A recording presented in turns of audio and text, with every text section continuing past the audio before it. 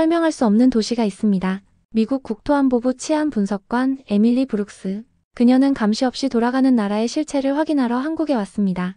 경찰도, 총도, 경계선도 없이 사람들이 질서를 지킨다는 이 도시에 대해 그녀는 이렇게 말했습니다. 도시가 움직이려면 통제가 있어야 한다. 그건 기본 중의 기본이다. 그런데 새벽 3시, 편의점 앞 플라스틱 의자, 맥주 한 캔, 그리고 아무 말도 하지 않은 한 남자. 그녀는 무너졌습니다. 지금부터 감시도 경찰도 없이 돌아가는 그 도시의 진짜 이야기를 들려드리겠습니다. 그 전에 구독과 좋아요를 눌러주시면 더 좋은 감동 영상을 감상하실 수 있습니다. 저는 이 나라를 믿지 않았습니다. 서울 상공을 날아들며 창밖으로 보이는 반짝이는 불빛들이 마치 위험을 가리는 베일처럼 느껴졌죠. 에밀리 브룩스, 미국 국토안보부 치안 분석관. 38년의 인생 동안 저는 항상 눈에 보이지 않는 위협을 찾아내는 일을 해왔어요. 그것이 제 직업이자 본능이었으니까요. 범죄율이 낮다고요? 그건 보고되지 않았을 뿐이죠. 한국행 비행기 안에서 브리핑 자료를 읽으며 제가 중얼거린 말입니다. 통계상 세계에서 가장 안전한 국가 중 하나라는 자료가 눈앞에 있었지만 저는 고개를 절레절레 흔들었어요. 무기 없이 어떻게 질서가 유지될 수 있겠어요? 제 머릿속에는 CNN에서 보도된 아시아 지역의 불합리한 사건들과 중국 출장 중 겪었던 불쾌한 기억들이 교차했습니다. 그때의 경험은 저에게 아시아적 시스템에 대한 강한 불신을 심어주었죠. 무기가 없는 사회는 결국 무너진다. 이것이 제 확신이었습니다. LA에서 자란 저로서는 당연한 생각이었어요. 우리 동네에서는 자신을 지키는 방법을 알아야 했고 그 방법은 대개 무력을 의미했으니까요. 서울에 도착한 첫날 대사관 직원이 제게 건넨 말이 아직도 귓가에 맴돌아요. 브룩스 씨, 여긴 밤에도 혼자 다녀도 괜찮습니다. 그 말에 저는 속으로 비웃었습니다. 세상 어디에나 밤은 위험하고 특히 여자에게는 더욱 그렇죠. 제 가방 속에는 호신용 스프레이가 들어있었지만 미국에서처럼 총기를 소지할 수 없다는 사실이 계속 저를 불안하게 만들었어요. 대사관 사무실에서 근무하는 동안 저는 창문으로 보이는 서울의 밤거리를 관찰했습니다. 젊은 여성들이 무리지어 걸어가는 모습, 홀로 휴대폰을 들여다보며 걷는 회사원, 편의점 앞에 모여 앉아 웃고 떠드는 사람들. 그 모습이 평화로워 보이긴 했지만 저는 그저 표면적인 안전이라고 생각했죠. 저 아래 어딘가에 위험이 숨어 있을 거야. 한국에 대한 브리핑 자료를 검토하면서도 계속 의심이 들었습니다. 경찰 인력은 미국보다 훨씬 적은데 범죄율은 현저히 낮다니. 이건 말이 되지 않았어요. 통계 조작이 아니라면 분명 보고되지 않은 사건들이 수두룩할 거라고 확신했죠. 저녁 식사를 위해 대사관 근처 식당에 갔을 때였어요. 길을 건너던 중 한 청년이 제 지갑을 주워 뒤쫓아와 건네주었습니다. 제가 의아한 표정으로 바라보자 그는 어깨를 으쓱하고는 당연한 일인데요, 뭐. 라고 말하고는 사라졌죠. 미국이었다면 어땠을까요? 지갑은 이미 비어 있었을 테고 신용카드는 도용되고 있었겠죠.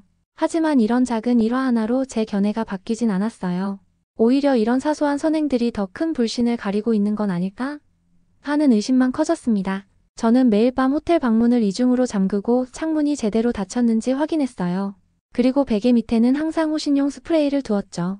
이 나라는 제가 알던 세상과 너무 달랐습니다. 그래서 더 의심스러웠어요.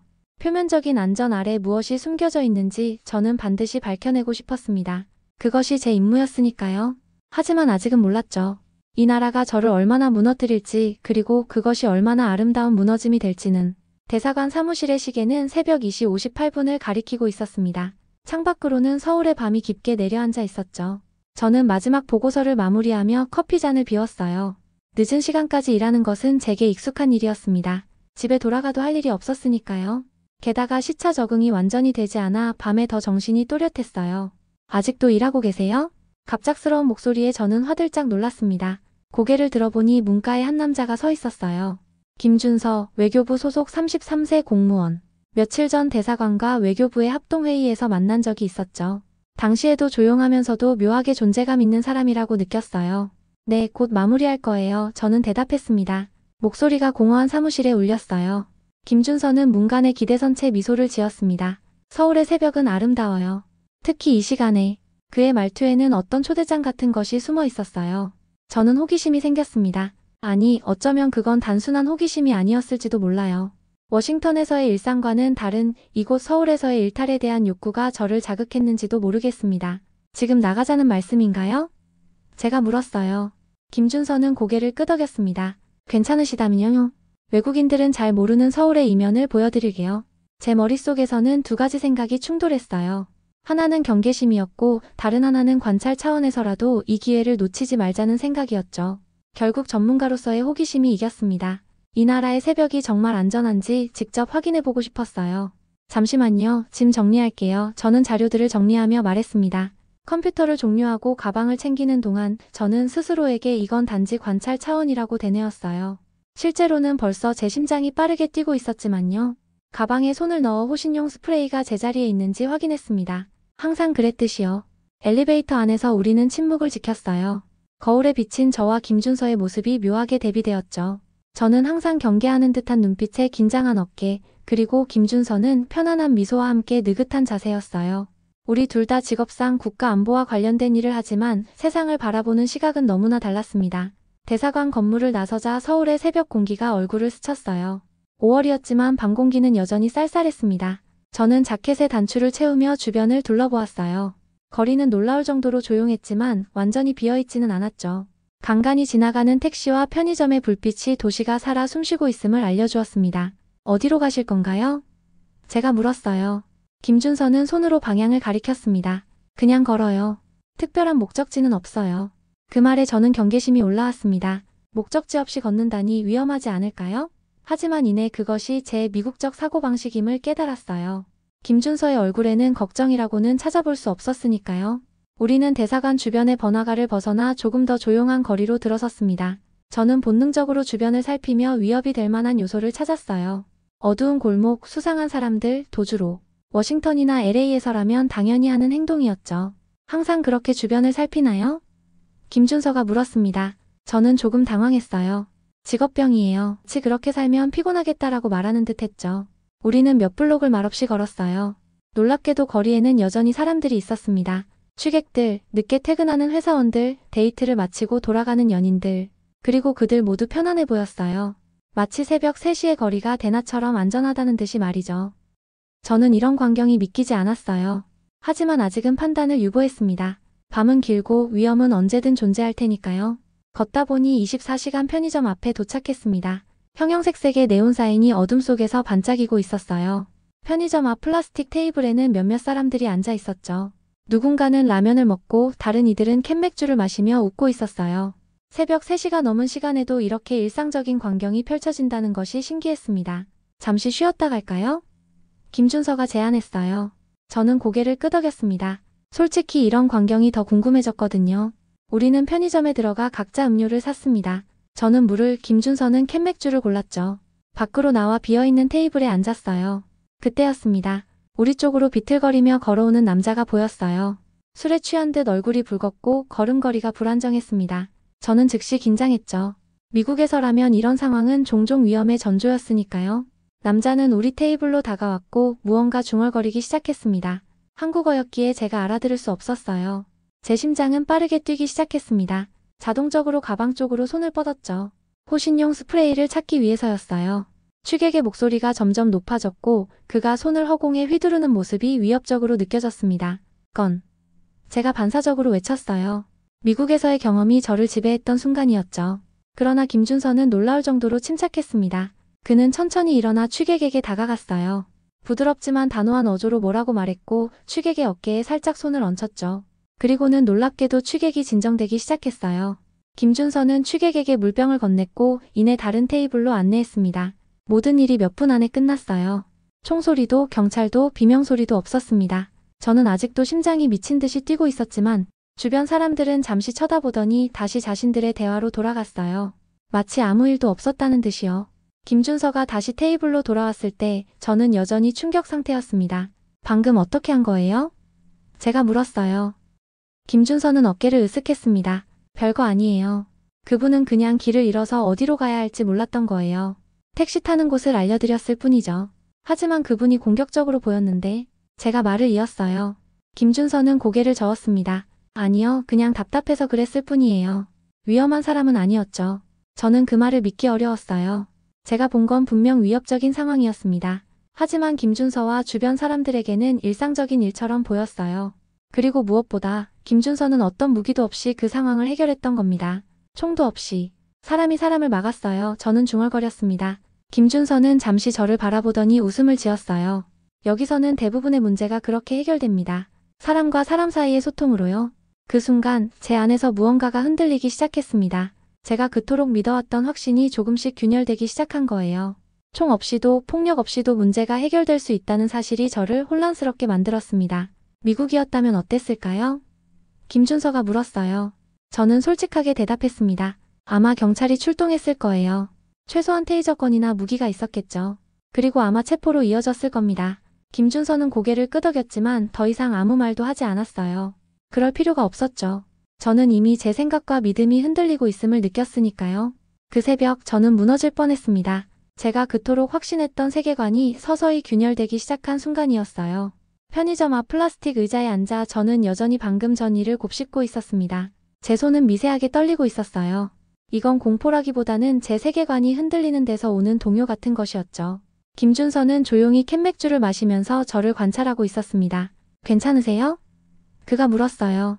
저는 깊은 숨을 내쉬었습니다. 네, 아니요, 잘 모르겠어요. 솔직한 대답이었죠. 정말로 제 감정이 어떤 상태인지 파악하기 어려웠으니까요. 김준서는 미소를 지으며 자신의 맥주캔을 제게 건넸습니다. 한 모금 하세요. 새벽 3시에 맥주는 속마음을 꺼내게 하는 마법이 있어요. 망설임 없이 저는 맥주를 받아들었습니다. 평소라면 주저했겠지만 이 순간만큼은 그런 경계가 무의미하게 느껴졌어요. 맥주 한 모금이 목을 타고 내려가는 동안 저는 묘한 안정감을 느꼈습니다. 저는 밤이 무서워요. 제가 불쑥 말했습니다. 날 지켜준 적이 없었으니까요. 제 입에서 나온 말에 저 자신도 놀랐어요. 이런 개인적인 감정을 낯선 사람에게 털어놓는 것은 제 스타일이 아니었거든요. 하지만 어쩐지 이 순간, 이 새벽의 공기 속에서는 그런 경계가 무너져 내리는 듯 했습니다. 김준서는 고개를 끄덕였어요. 그럴 만도 해요. 어둠은 우리의 가장 원초적인 두려움을 자극하니까요. 하지만 여기서는 좀 달라요. 어둠 속에서도 서로를 믿을 수 있거든요. 어떻게요? 제가 물었습니다. 어떻게 서로를 믿을 수 있죠?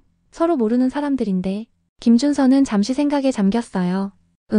그건 아마도 우리가 쌓아온 무언가가 있어서일 거예요. 단순히 법이나 규칙 때문이 아니라 서로에 대한 어떤 약속 같은 거죠. 저는 그의 말을 곱씹었습니다. 미국에서는 낯선 사람에 대한 경계가 기본이었어요. 특히 밤에는 더욱 그랬죠. 하지만 여기 서울의 새벽거리에서는 그런 경계가 훨씬 낮아 보였습니다. 사람들은 서로를 의심하기보다는 믿는 듯 했어요. 평소에도 이렇게 늦게까지 돌아다니세요? 제가 물었습니다. 김준서는 웃음을 지었어요. 가끔이요. 서울의 밤은 또 다른 얼굴을 가지고 있거든요. 낮에는 보이지 않는 것들이 밤에는 보이기도 하고요. 그 말에 저는 주변을 둘러보았습니다. 편의점 불빛 아래서 피곤한 얼굴로 커피를 마시는 택시 기사님, 야간 알바를 마치고 집에 가는 듯한 대학생들, 멀리서 들려오는 청소차 소리. 이 모든 것이 도시의 야간 생태계를 형성하고 있었어요. 저는 이런 경험이 처음이에요. 제가 말했습니다. 밤거리를 걷는 것이 이렇게 평화로울 수 있다니. 김준서는 고개를 끄덕였어요. 많은 외국인들이 그렇게 말해요. 특히 처음 한국에 오신 분들은요. 밤에도 안전하다는 사실이 신기하대요. 우리는 잠시 침묵 속에 앉아 있었습니다. 그 침묵이 불편하지 않았다는 게 더 신기했어요. 저는 평소에 침묵을 채우기 위해 계속 말을 이어가는 편이었거든요. 하지만 이 순간은 달랐습니다. 마치 오랜 친구와 함께 있는 것처럼 편안했어요. 이상한 질문일 수도 있는데 제가 입을 열었습니다. 한국 사람들은 위험에 대해 어떻게 생각해요?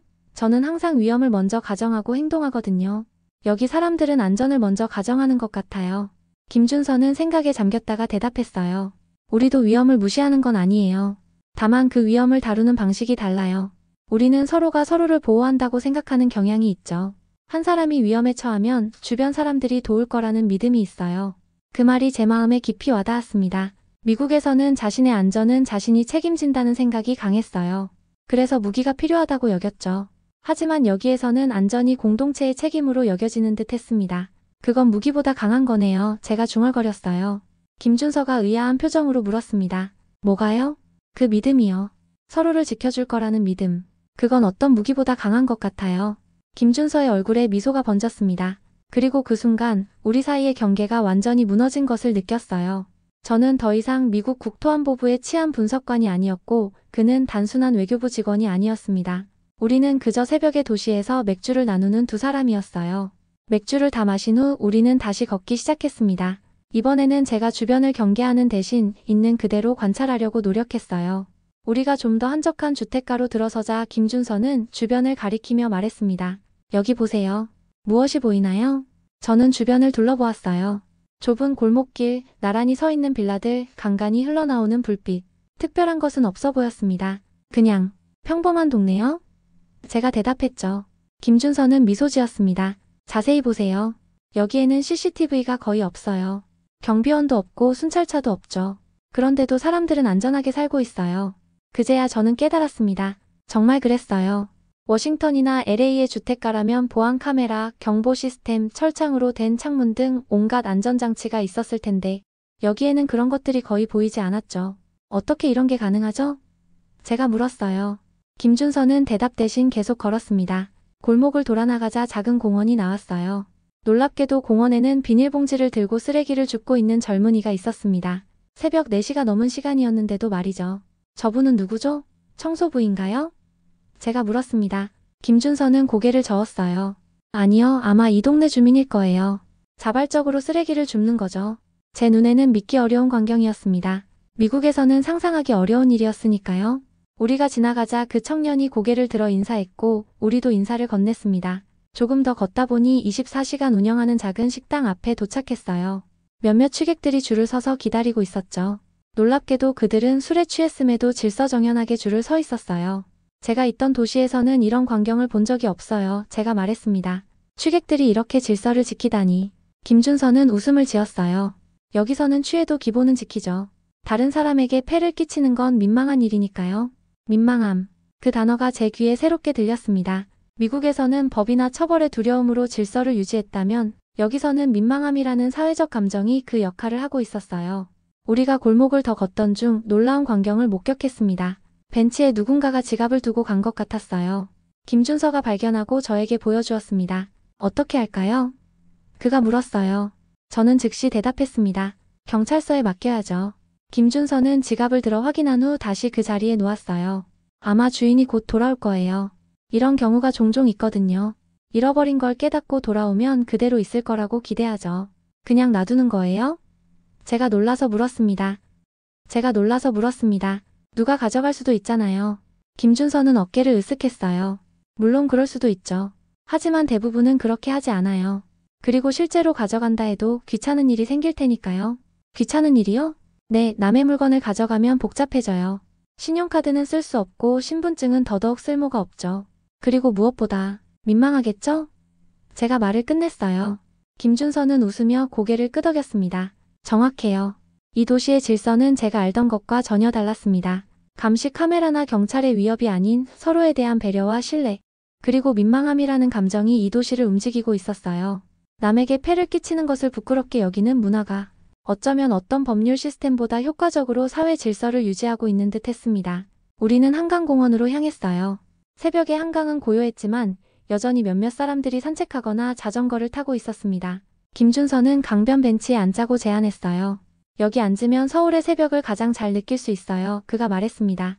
벤치에 앉아 강을 바라보는 동안 저는 지난 몇 시간 동안 본 것들에 대해 생각했어요. 감시 없이도 질서가 유지되는 도시, 서로를 믿고 배려하는 사람들, 그리고 그 모든 것이 만들어내는 안전한 밤의 풍경. 이건 정말 놀라워요. 제가 중얼거렸습니다. 우리나라에서는 이런 게 불가능할 거예요. 김준서는 강을 바라보며 말했어요. 어떤 시스템이 더 좋다고 말하긴 어려워요. 다만 다른 거죠. 우리는 오랫동안 이런 방식으로 살아왔어요. 서로 의지하고 서로 배려하면서요. 동이 트기 시작했습니다. 하늘이 조금씩 밝아지며 한강의 물결이 아침 빛을 반사하기 시작했어요. 새로운 하루가 시작되고 있었죠. 그리고 저는 어떤 의미에서 새로운 시각으로 세상을 보기 시작하고 있었습니다. 대사관으로 돌아온 것은 아침 6시쯤이었습니다. 김준서는 저를 대사관 입구까지 데려다 준 후 작별 인사를 했어요. 그날의 경험은 제 머릿속에 여전히 생생했습니다. 호텔로 돌아가 잠시 눈을 붙인 후 오전 10시에 있을 브리핑을 준비하기 시작했죠. 브리핑 룸에는 대사관 관계자들이 모여 있었어요. 제가 한국의 치안 상황에 대한 분석을 발표할 차례였습니다. 원래 준비했던 발표 자료가 있었지만 지난밤의 경험 후에는 그것만으로는 충분하지 않다는 생각이 들었어요. 안녕하세요. 에밀리 브룩스입니다. 오늘은 한국의 도시 치안 시스템과 그 효과성에 대해 말씀드리겠습니다. 제 목소리가 예상보다 확신에 차 있었어요. 발표를 시작하면서 저는 준비된 슬라이드를 넘어 제 경험을 공유하기로 했습니다.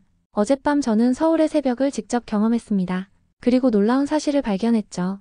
이 도시는 경찰의 가시적인 존재 없이도 놀라울 정도로 질서정연하게 돌아가고 있어요.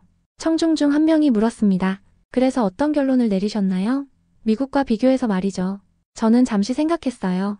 어떻게 제 경험을 가장 정확하게 전달할 수 있을까 고민했죠.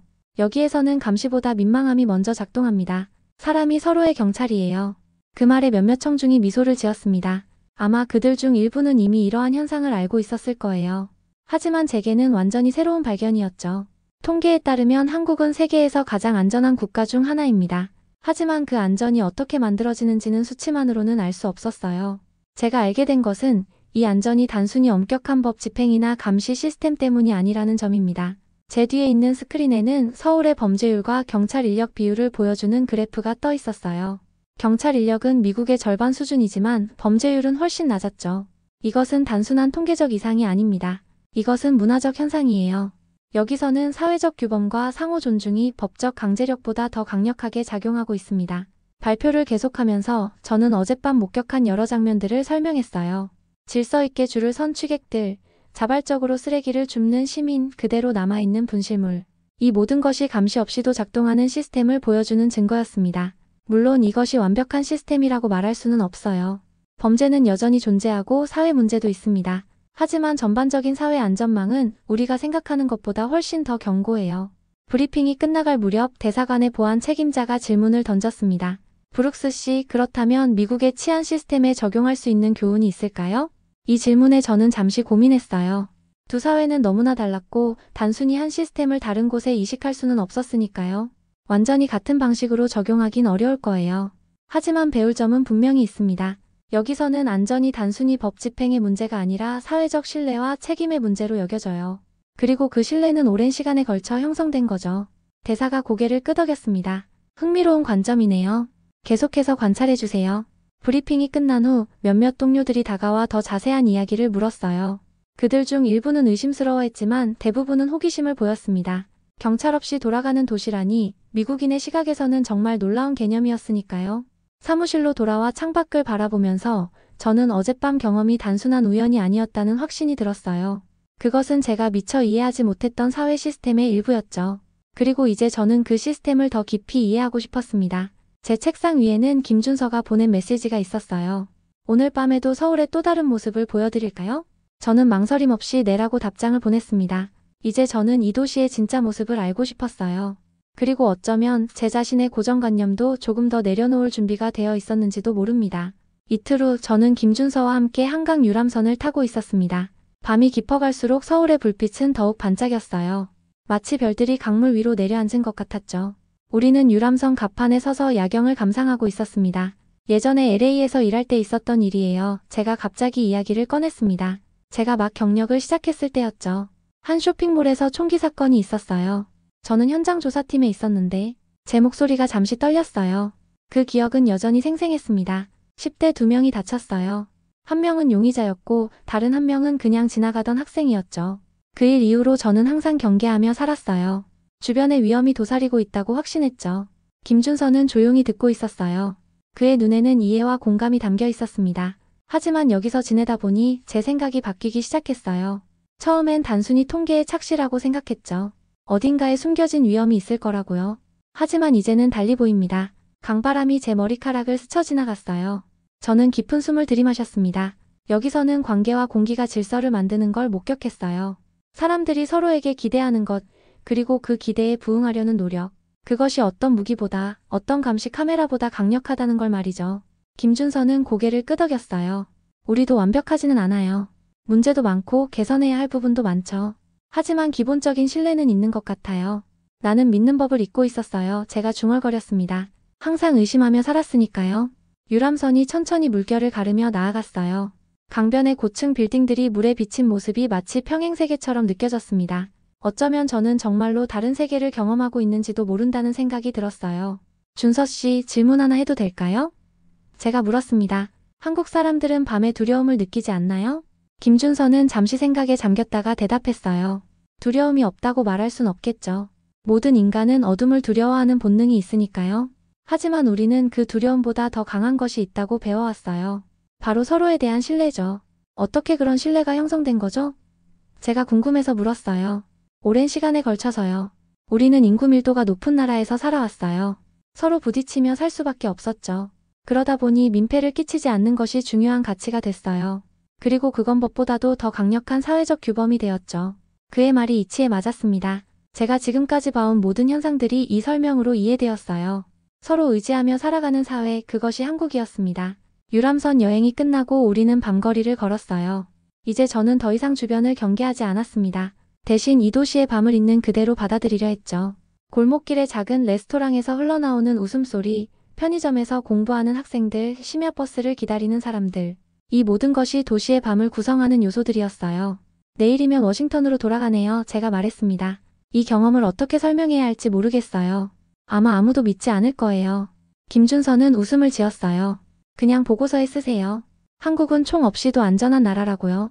저도 웃었습니다. 그럼 상관들이 제 정신 상태를 의심할 거예요. 우리는 항상 더 많은 감시, 더 강력한 통제가 안전을 가져온다고 믿어왔으니까요.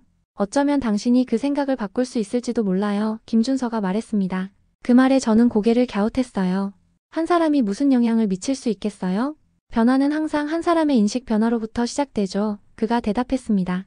그날 밤 호텔로 돌아와 창밖을 바라보면서 저는 많은 생각에 잠겼어요. 제 인생의 대부분을 시스템을 믿으며 살아왔습니다.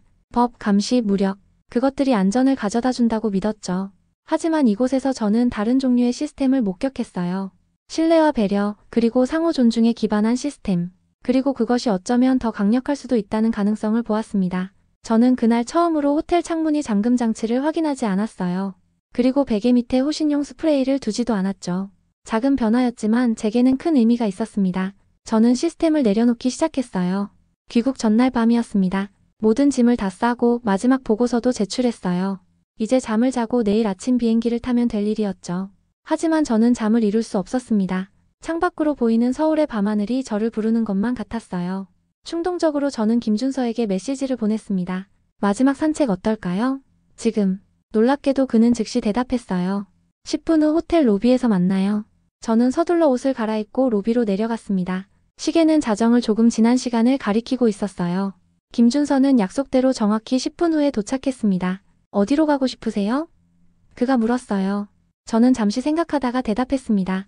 그냥 걸어요. 특별한 목적지는 없어요. 김준서는 미소를 지었습니다. 제가 처음 만났을 때 했던 말을 그대로 되돌려준 거였죠.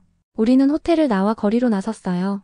이번에는 제가 앞장서서 걸었습니다. 서울의 밤거리는 여전히 활기찼어요. 술집에서 나오는 사람들, 늦은 시간까지 영업하는 가게들, 야간 버스를 기다리는 승객들. 한 달 전만 해도 저는 이런 광경에서 위험을 느꼈을 텐데 이제는 도시의 생기로 보였습니다. 에밀리, 김준서가 불렀어요. 처음으로 제 이름을 불러주었죠. 한국에서의 시간은 어땠어요? 저는 잠시 생각에 잠겼다가 진심을 담아 대답했습니다. 인생을 바꾸는 경험이었어요. 제가 알고 있던 많은 것들이 도전받았죠. 우리는 한적한 주택가를 지나 작은 언덕으로 올라갔어요. 그곳에서는 서울의 야경이 한눈에 내려다 보였습니다. 수많은 불빛들이 마치 별처럼 빛나고 있었죠. 처음 이곳에 왔을 때 저는 이 불빛들을 보며 위험을 가리는 베일이라고 생각했어요. 제가 말했습니다. 하지만 이제는 다르게 보여요. 이건 사람들의 연결, 신뢰, 그리고 공존의 증거예요. 김준서는 고개를 끄덕였어요. 당신의 시선이 바뀐 거네요. 네, 그런 것 같아요. 이제 난 총 없이도 안전하다고 느끼는 사람이 됐어요. 그 말이 제 입에서 나오는 것조차 신기했습니다. 평생 안전을 위해 무기와 경계심을 필요로 했던 저였는데 이제는 달라진 거였어요. 우리는 언덕에서 내려와 다시 거리로 나왔습니다. 새벽 1시가 넘은 시간이었지만 저는 전혀 두렵지 않았어요. 오히려 이 도시를 더 깊이 경험하고 싶다는 열망이 있었죠. 준서 씨, 정말 고마워요. 제가 말했습니다. 당신이 아니었다면 저는 여전히 제 방에 갇혀 세상을 의심하고 있었을 거예요. 김준서는 미소를 지었어요. 에밀리가 서울을 이해하려고 노력해줘서 고마워요. 많은 외국인들은 그냥 표면만 보고 가니까요. 마지막 밤이라 그런지 시간이 더 소중하게 느껴졌습니다. 우리는 골목골목을 누비며 걸었어요. 한 번도 가보지 않은 곳들, 관광객들은 절대 가지 않을 곳들을 돌아다녔죠. 좁은 시장 골목에서는 아직도 장사를 하는 아주머니들이 있었고 포장마차에서는 라면을 먹는 사람들이 있었어요. 이 사람들 전혀 무섭지 않나요? 제가 물었습니다. 무서운 이유가 있나요? 김준서가 되물었어요. 생각해보니 그랬습니다. 무서울 이유가 없었어요.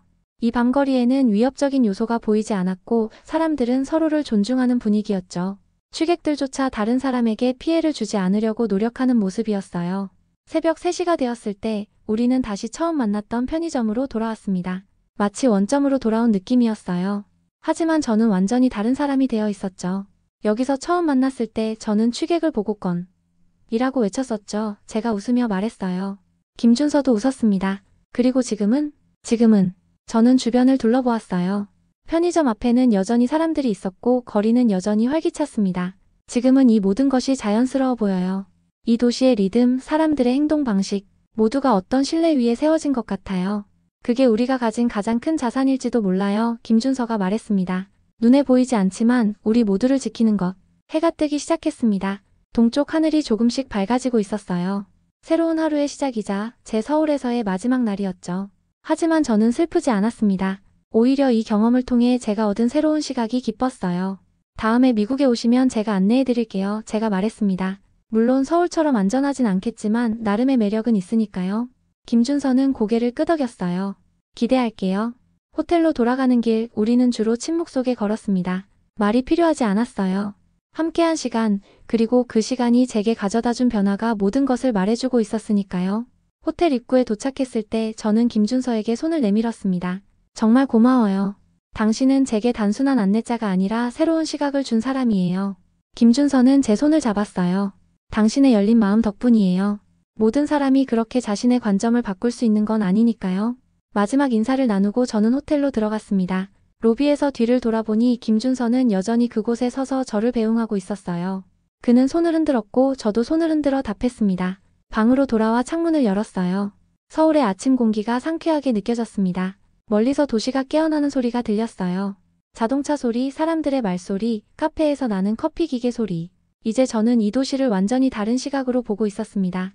더 이상 위험이 숨겨진 곳이 아니라 신뢰가 흐르는 곳으로요. 저는 창가에 서서 아침 햇살을 맞으며 생각했습니다. 이제 나도 밤을 걸을 수 있어요. 어디서든. 그리고 그것은 단순히 서울에서만의 이야기가 아니었어요. 제가 배운 것은 결국 사람에 대한 신뢰, 그리고 그 신뢰가 만들어내는 안전이었으니까요. 어쩌면 저는 이 교훈을 미국으로 가져가 조금씩 변화를 만들어갈 수 있을지도 모릅니다. 창밖으로 보이는 서울의 아침 풍경을 마음에 담으며 저는 이제 정말로 이 나라를 믿게 되었다는 것을 깨달았습니다. 그리고 더 나아가 사람을 믿는 법을 다시 배웠어요. 한국의 새벽은 총이 아닌 신뢰로 작동한다. 감시보다 민망함, 통제보다 관계가 도시를 움직이는 힘이다.